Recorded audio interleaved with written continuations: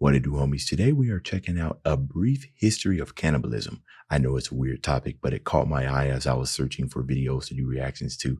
So we're going to learn some stuff. Let's go ahead, shut up, and turn it up. Everyone gives the title of barbarism to everything that is not in use in its own country.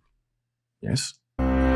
15th century Europeans believed they had hit upon a miracle cure, a remedy for epilepsy, hemorrhage, bruising, nausea, and virtually any other medical ailment.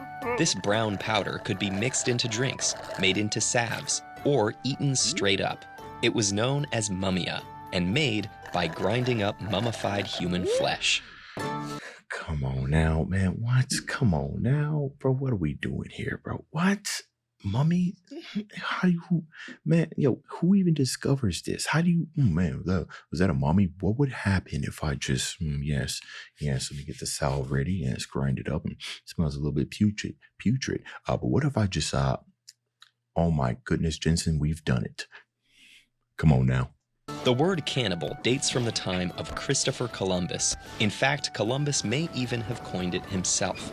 After coming ashore on the island of Guadalupe, Columbus's initial reports back to the Queen of Spain described the indigenous people as friendly and peaceful, though he did mention rumors of a group called the Caribs, who made violent raids and then cooked and ate their prisoners. In response, Queen Isabella granted permission to capture and enslave anyone who ate human flesh.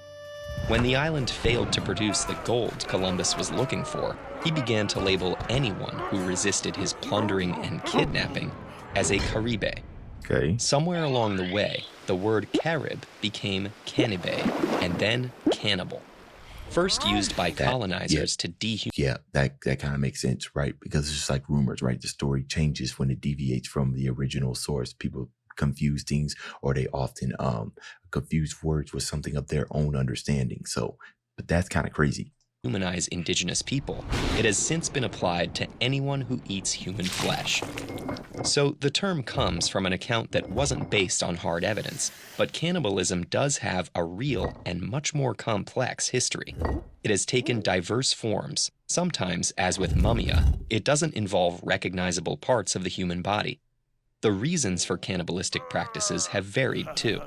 Across cultures and time periods, there's evidence of survival cannibalism, when people living through a famine, siege, or ill-fated expedition had to either eat the bodies of the dead or starve to death themselves. But it's also been quite common for cultures to normalize some form of eating human flesh under ordinary circumstances. Because of false accounts like Columbus's, it's difficult to say exactly how common cultural cannibalism has been. But there are still some examples of accepted cannibalistic practices from within the cultures practicing them. So what you're telling me is that the story of Sweeney Todd, right, and that pot pie is not too far-fetched. That's crazy. Take the medicinal cannibalism in Europe during Columbus's time. Starting in the 15th century, the demand for mummia increased.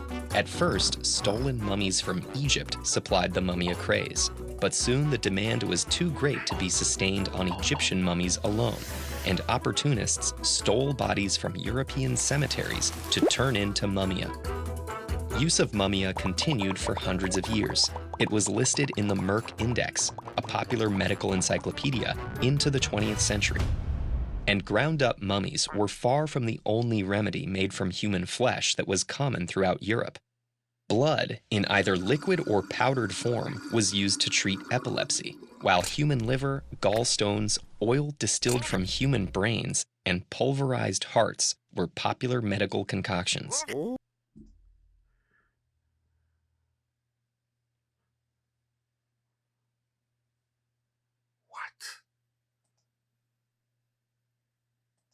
In China, the written record of socially accepted cannibalism goes back almost 2,000 years.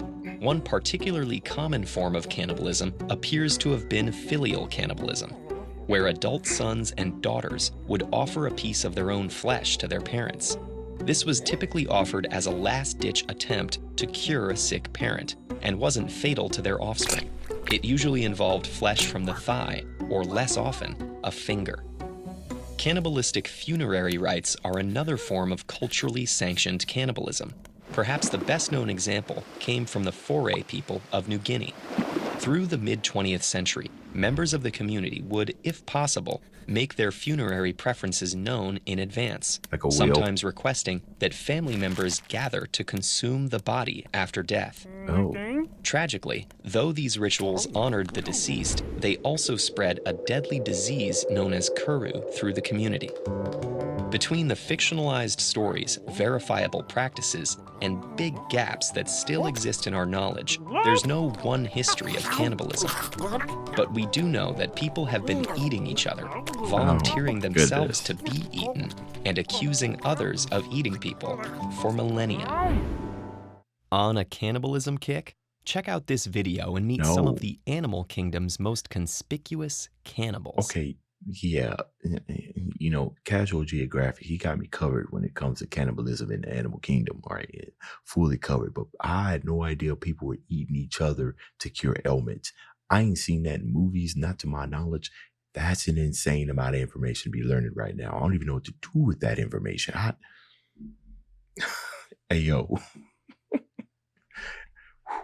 I'm gonna need some time to digest this. You let me know what y'all thought about this down in the comments. Dave's out.